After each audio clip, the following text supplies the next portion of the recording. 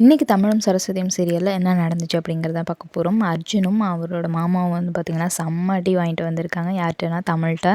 அப்போது வந்து அவங்க ஒய்ஃபும் அம்மாவும் வந்துட்டு அவங்களுக்கு ஒத்தடம் கொடுத்துட்ருக்காங்க. செம்ம அடி அடி பின்னிட்டார் அப்படிலாம் சொல்லி பேசிகிட்ருக்காங்க.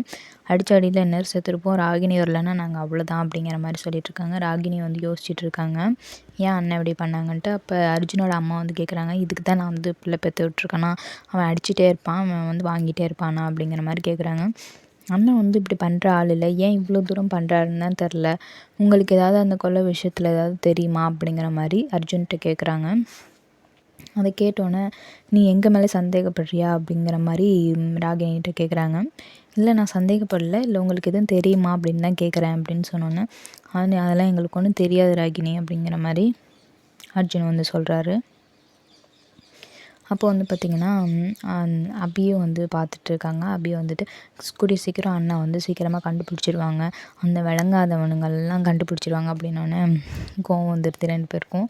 அப்புறம் வந்து பார்த்திங்கன்னா இந்த விஷயத்த வந்து ராகினி வந்து அவங்க அம்மாவுக்கு வந்து ஃபோன் போட்டு சொல்கிறாங்க.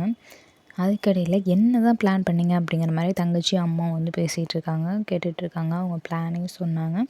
அதுக்கப்புறம் ராகினியை வந்து ஃபோன் பண்ணி சொன்னாங்களா, சொன்னோன்னே அவங்க அம்மா வந்து கோவப்படுறாங்க, ஏன் தமிழ் இப்படிலாம் பண்ணுறான் அப்படிங்கிற மாதிரி சொல்கிறாங்க.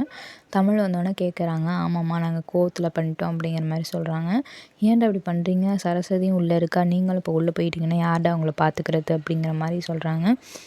அப்போது வந்து பார்த்திங்கன்னா நமச்சி வந்து சொல்கிறாரு, அவன் பண்ண வேலைக்கு நீங்களே வந்து அவனை அடிச்சிருப்பீங்க அப்படின்னா, என்ன பண்ணான் அப்படிங்கிற மாதிரி கேட்குறாங்க. சரஸ்வதியை உள்ளே வச்சு ரொம்ப கொடுமை பண்ணுறான், அது வந்து பேசுகிறத வந்து அர்ஜுன் தான் அப்படிங்கிற மாதிரி சொல்கிறாங்க.